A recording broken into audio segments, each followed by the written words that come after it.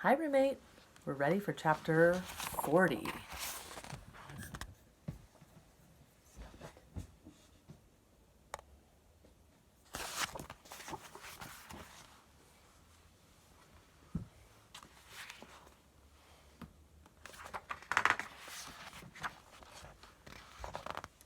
And something strange had happened.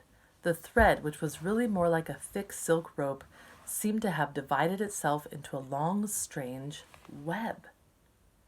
Reinforced with bamboo stalks, as the endless U shape came toward them, Minley gasped.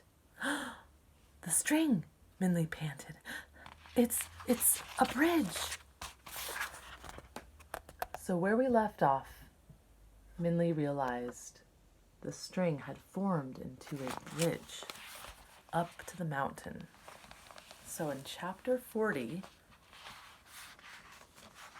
let's see what happens. Ma stood by the window as the stars began to poke holes in the deep blue velvet sky. The days without Minli had passed slowly, and the evenings even slower. Ma wondered how the silver goldfish could remain calm in the bowl, while she herself felt she could barely breathe. As the night air touched her face, Ma thought of Minli, bit her lip, and sighed. Her eyes closed as she willed her tears to stop forming. When she opened her eyes, Ba was standing next to her. I know, he said to her, and he placed his hand over hers. It is hard to wait, Ma said. Yes, Ba said. We are like the dragon waiting for a sign of his pearl. The dragon waiting? Ma asked. Oh, nothing, Ba said. It's just a story. The wind blew gently, like the calming touch of a healer. I wouldn't mind hearing it, Ma said. It might make the time pass faster. Ba looked at her, surprised, and then nodded with a small smile. And readers, if we could take a pause and just think back onto these two characters, Ma and Ba, and how their relationship has changed over time, I want you to think about this answer in your head. What in that moment with the characters Ma and Ba was such a big deal, such a shift and a change?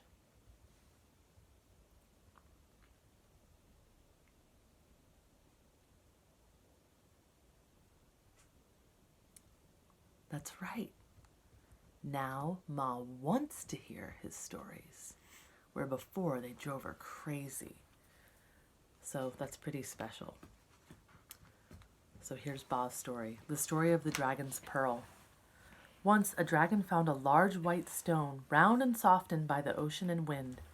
As he admired it, it began to shine in his hands. How pretty, he thought. I will make this into a pearl.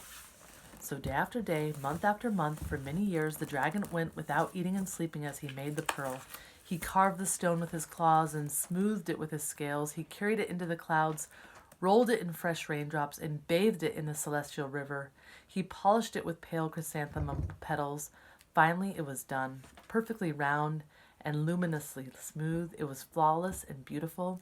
As the dragon looked at it, a tear of exhaustion and joy fell from his eye. A tear of exhaustion and joy fell from his eye and landed on the pearl. As the teardrop soaked into the pearl, it began to shine with a dazzling radiance. The dragon smiled with delight. Exhausted, he fell asleep in the light of the pearl. But the pearl continued to glow. The light was so lovely that it caught the attention of the Queen Mother of the Heavens. When she found out that the brightness came from the dragon's wondrous pearl, she sent 2 of her servants to steal it. The servants were able to accomplish this quite easily, as the dragon, weary from his many years of work, slept quite long and soundly. When the Queen Mother received the pearl, even she was astonished by its loveliness. No pearl, no jewel, no treasure in the heavens or on earth could compare. She quickly had a vault made in the deepest part of her kingdom that one could only get to by going through 9 locked doors. She put the pearl in the chamber and tied the 9 keys to the doors onto her belt. When the dragon woke and found his pearl missing, he began a frantic search. He hunted the oceans and mountains, the rivers and valleys. He flew through the celestial river, examining each star. but none gave the pure, clear light of his pearl. Eventually, the dragon was forced to give up his search. He had no idea where to look or where the pearl could be, but he did not give up hope that he would find it. Instead, he waited for a sign of it. And he did not wait in vain. On her birthday, the Queen Mother had a grand celebration. Inviting all the immortals of heaven, she held a banquet of peaches. An endless assortment of rich and delicious dishes made from the peaches of immortality. Fragrant and potent peach wine was served with each dish, and every time her glass was low, the Queen Mother called for more. So when the guests heralded her with compliments, flattery, and fine gifts, the Queen Mother recklessly decided to show off her stolen treasure. "My dear friend," she said impetuously, "your gifts and words are fine indeed, but I have something that far outshines them." And she took out her 9 keys, unlocked the 9 doors, and brought out the dragon's pearl. A hush went over the party as the pearl glowed with a light of such radiance that it flooded out of the palace and into all the heavens. As the light broke into the sky, the dragon, ever faithfully alert, jerked up his head. "My pearl!" he said, and flew as fast as he could toward the light. When the dragon reached the Queen Mother's palace, he burst upon a crowd of admiring immortals, fawning over the pearl in the hand of the Queen Mother. Pompous with pride, "This is my pearl," he cried. "Give it back." The Queen Mother was infuriated. "But this is my pearl," she declared. "How dare you?" "It's mine," the dragon said, and looking at the flush of her cheeks and evading eyes, demanded, "You stole it, didn't you?" "I don't need to steal anything," the Queen Mother blustered. "I'm the Queen Mother of the heavens. All treasures made by the earth or heaven belong to me." "Heaven did not make that pearl," the dragon said, "nor the earth. I made it with years of work and effort. It's mine," said Dragon. The Queen Mother began to panic, and she fled out of the palace and into the garden, clutching the pearl. The dragon pursued her, determined not to lose the pearl again. The party guests followed, creating such a commotion of excitement and chaos that the heavenly grandfather, who tended to avoid his daughter's flamboyant parties, decided to leave his study to investigate the disturbance. The Queen Mother, flustered and agitated, ran through the garden, leading a great chase. As she reached the garden wall and could not run any further, she was horrified to see not only the dragon and her party guests, but also her father coming after her. As they reached her, in a fit of terror, she threw the pearl over the wall. The dragon gave a roar of dismay, and all rushed to look over the garden wall to see the pearl fall deep into the celestial river. And the deep blue water that separated heaven and earth, the pearl seemed to grow larger and glow more radiantly. The dragon began to make movements to dive into the river when the heavenly grandfather stopped him.